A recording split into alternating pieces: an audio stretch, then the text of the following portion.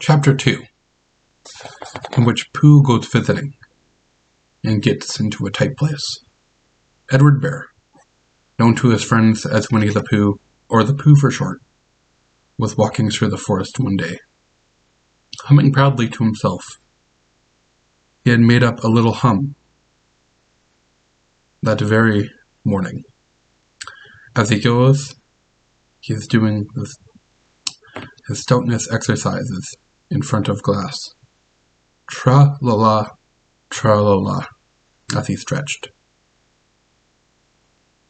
Up as high as he could, and then tra-la-la, tra-la-la, help-la, as he tried to reach his toes. After breakfast, he had it said over and over to himself, until he had learnt it over by heart. And now he was humming it right through properly. It went like this.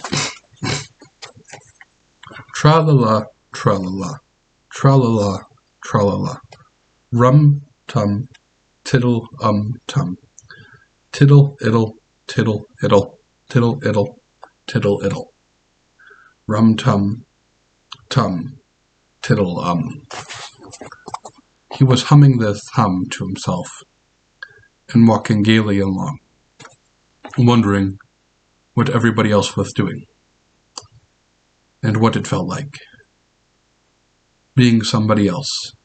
And suddenly he came to a sandy bank, and in the bank was a large hole. "Aha!" said Pooh. Rum-tum, tiddle-tum. If I know anything about anything, this hole means rabbit, he said. Rabbit means company, he said, and company means food, and listening to me humming, and such like. Rum-tum, tum, tiddle-um. So he bent down and put his head into the hole and called out, "Is anybody home?" There was a sudden scuffing noise from inside the hole, and silence. And I said, "Is anybody home?"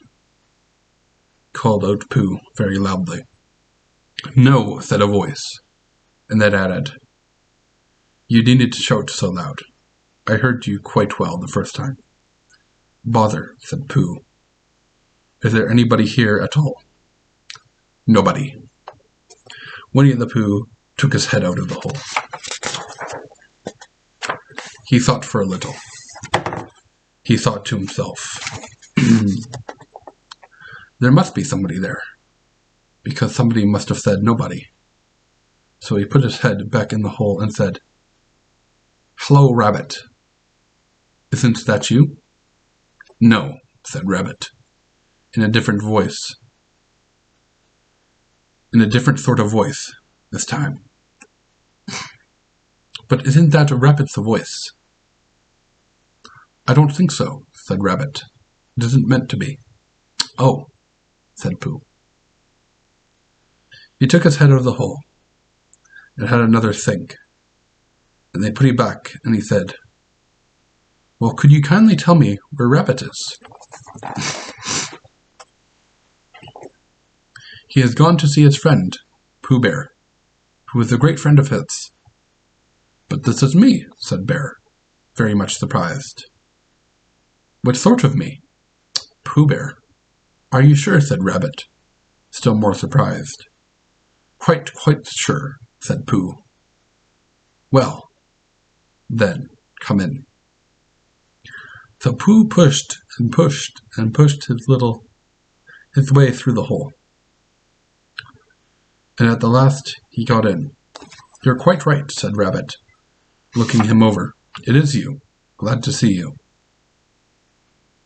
"Who did you think it was?" "Well, I wasn't sure. You know how it is in the forest. One can't have anybody coming into one's house. One has to be careful. What about a mouthful of something?" Pooh always liked a little something at 11 o'clock in the morning. and he was very glad to see Rabbit getting out the plates and the mugs. And when Rabbit said, "Honey or condensed milk with your bread?" he was very excited, and he said, "Both." And then, as to not seem so greedy, he added, "But don't bother about the bread, please." And for a long time after he said nothing, until at last, humming to himself in a rather sticky voice, he got up, shook Rabbit lovingly by the paw, and said he must be going now. "Must you?" said Rabbit politely. "Well," said Pooh, "I could stay a little longer. If you," and he tried to sing, and he tried very hard to look in the direction of the larder. "As a matter of fact," said Rabbit, "I was going out myself directly." "Oh, well then, I'll be going on. Goodbye." "Well, goodbye, if you sure you don't want. Well, goodbye, if you are sure you won't have any more." "Is there any more?" asked Pooh quickly. Rabbit took the covers off his dishes and said, "No, there wasn't." "I thought not," said Pooh, nodding to himself. "Well, goodbye. I must be going on." He started to climb out the hole. He pulled up his front paws and pushed with his back paws. And in a little while his nose was out of the open again, and then his ears, and then his front paws, and then his shoulders, and then— "Oh, help," said Pooh. "I'd better go back." "Oh, bother," said Pooh. "I shall have to go on." "I can't do neither," said Pooh. "Oh, help and bother." Now by this time Rabbit wanted to go for a walk too, finding the front door full. He went out to the back door and came round to Pooh and looked at him. "Hello." "Are you stuck?" he asked. "No," said Pooh carelessly. "Just resting and thinking and humming to myself." "Here, give us a paw." Pooh Bear stretched out a paw, and Rabbit pulled and pulled and pulled. "Oh," cried Pooh, "you're hurting." "The fact is," said Rabbit, "you are stuck." "It all comes," said Pooh crossly, "of not having front doors big enough." "It all comes," said Rabbit sternly, "of eating too much." "I thought at the time," said Rabbit. "Only I didn't like to say anything," said Rabbit. "But one of us was eating too much," said Rabbit. "And I knew it wasn't me," he said. "Well, well, I shall go fetch Christopher Robin."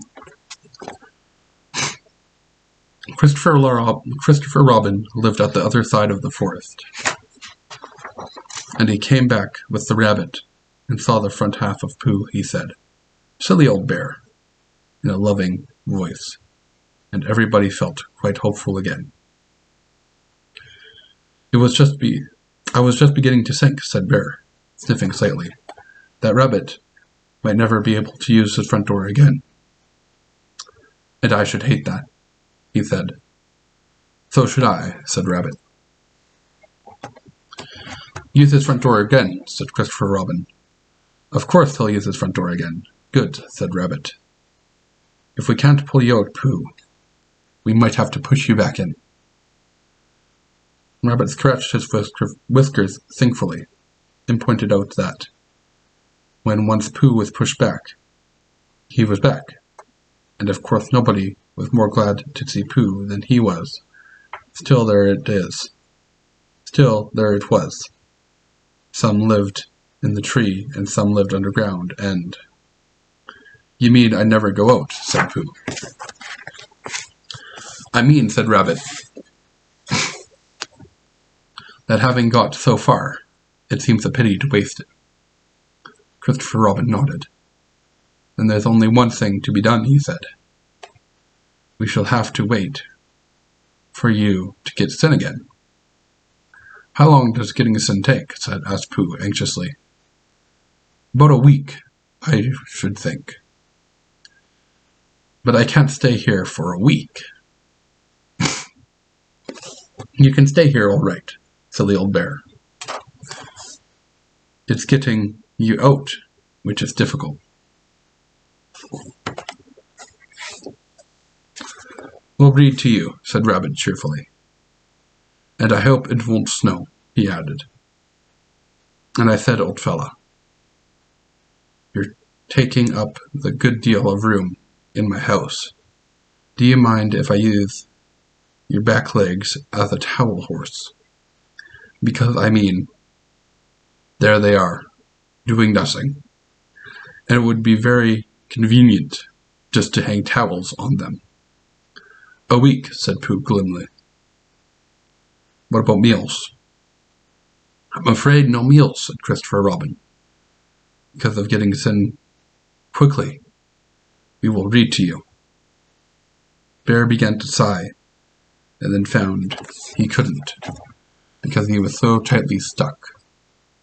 And a tear rolled down his eye, and he said, Then would you read a sustaining book, such as would help comfort a wedged bear in a great tightness? So for a week, Christopher Robin read that sort of book at the north end of Pooh, and Rabbit hung his washing cloths on the south. And in between, Bear felt himself slender and slenderer.